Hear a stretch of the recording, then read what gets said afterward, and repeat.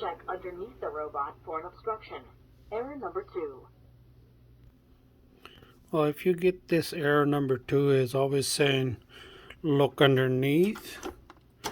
So turning around is always pointing to this one, clean it out. But it's actually is in here. Debris caught in the hair or anything else. And I've seen videos where they're pointing to this. If you take it out and put different type of screw or brush or anything like that, or turn it around, and it works. For me, it works cleaning this out.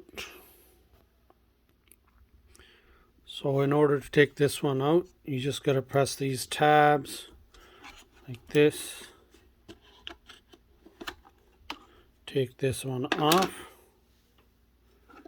And you already seen debris here. And just got to pull this out from this side. Just lift it up like this. See how much debris is there, like the hair. And basically take the hair out, clean it, pull it as much as you can. So just keep cleaning that side for now.